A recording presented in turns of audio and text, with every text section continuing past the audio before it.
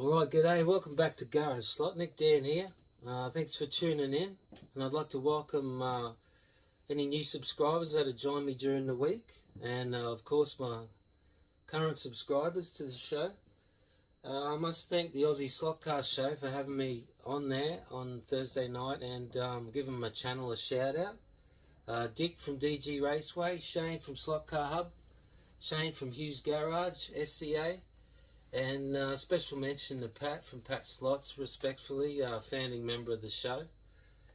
Yeah, we had a great time on the show, lots of laughs, and along with fellow guest Tony Droney, which discussed a lot of cool topics and looked at a lot of cool cars. So thank you fellas for having me on. Yeah, we're going to look at the Monaros again. So 3 weeks ago I'd started mounting these on Pioneer chassis, and I think by that point I'd mounted one on there and got it running around the track. So I had the other one to do, which involves a lot of Dremel work on the guards just to clear the wheels, and then also getting the chassis within the body of the 3D, because the bodies are quite narrow compared to these ones. So yeah, more Dremel work. Also mounting them, I'm just lining up the existing holes on the chassis, and I'm using these CG body posts, which I've found hard to get recently. So I've been stacking these oversized paddle pop sticks in the back, and getting the thickness I need, and adding or removing in terms of ride height. So you can see from the photo how that's done, and it seems to work well every time I have the body off and screw it back on, no dramas. Yeah, a bit of bush mechanics I'd say, but it's working. So yeah, the first car we'll look at is this is the first year of the Holden dealer team, 1969. They had 3 cars in the race. This is the Brock car, Brock's first Bathurst. So Harry Firth, he had a mix of seasoned drivers, you could say, and some rookies like Peter Brock. So Brocky ended up buying the Holden dealer team in 1980, so 11 years later. So, but this was his first race with them. So Brock came third. Each car had very similar livery. They've altered the stripes on each car. I think the winning car, 44, had 2 stripes, and Brock's had this yellow, it looks like tape in the photos. It's rather thick, and it's bigger than the B pillar. So when I was showing the missus this car and showing her the progress, because she'd been wondering where I'd been for a couple of weeks, she said, "Oh, you're going to leave that tape on there?" I said, "No, that's paint." But I'd say that's mission accomplished if she thinks it's tape. My bad painting looks like tape, so I'll take that. So yeah, the winning car was Colin Bond and Tony Roberts, the number 44. Here's an ad that Castro ran, because Holden wasn't actually involved in motorsport technically. It was the Holden dealers. So it really was Ford's race that year. Ford's race to lose. They had much quicker GDHO Falcons, but their camp were experimenting on some race tyres, and they kept shredding them, so they were out of contention pretty much from the get-go. But that's what Bathurst is all about, taking a punt. So yeah, let's take this Monaro for a few laps around the track.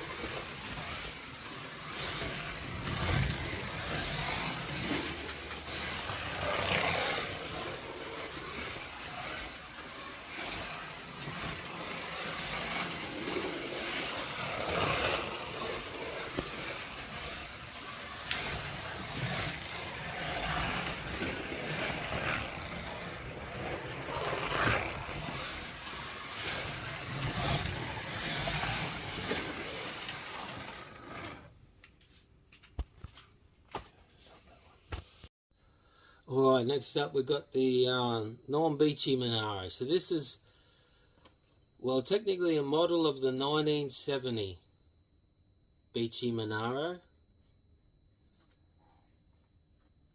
Although the wheels are not accurate for 1970. There are some CB design wheels that I probably will eventually put on, but I have to work out the inserts and the bushings to fit those. But when I originally decided to do the Beechey Monaro, I thought the colour was Warwick Yellow, so I ordered some Warwick Yellow from Outlaw Paints, and I painted up the car, and I realised quite quickly it was the wrong colour. It's more like the 68 Bathurst winner, the Bruce McPhee car, I believe it was. And it's a great colour. I wished I could have stuck with it, but maybe another time. So yeah, Beechey had a Monaro that was in that colour with these black wheels, and then he went to a blue Monaro, which incidentally I did an undercoat of a blue because I read that it brings out the yellow more. So the shell Monaro was blue initially, and then he went to the shell yellow, which the car is currently in colour. So yeah, we had a few cracks at it, but this car's kind of a mishmash of the evolution of Beechey's Monaro. Yeah, so when I got these bodies, this one in particular was in a bit of rough shape. It had this big line down the side which I thought was indented.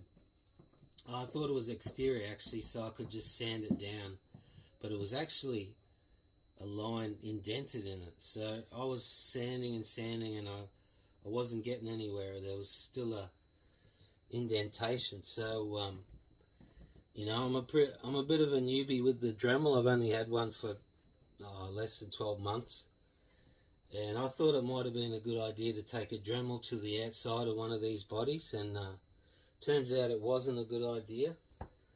And I took a few chunks out, and it was funny because it actually looked like the little incident Beechey had with Moffat at Calder in 1970. But I got the Tamiya putty out and light sort of film over it, left it, and then got sanding again, and we'd restored it. So it had all come good.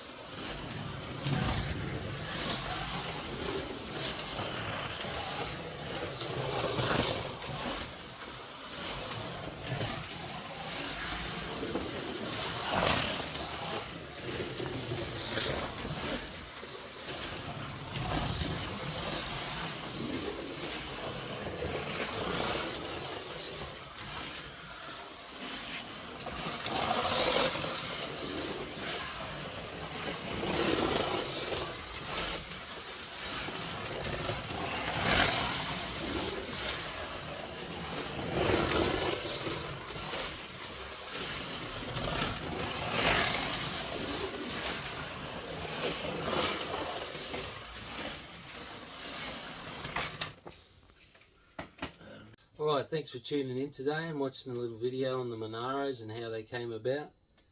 I had a lot of fun making these and learned a lot, so hopefully the next cars I do will come together a bit easier. But we're going to have a little race now with the two cars together. I've got my son here. He's going to drive the Brock car and see how they look going around the track together. So yeah, once again, thanks for watching, and I look forward to seeing you on the next video.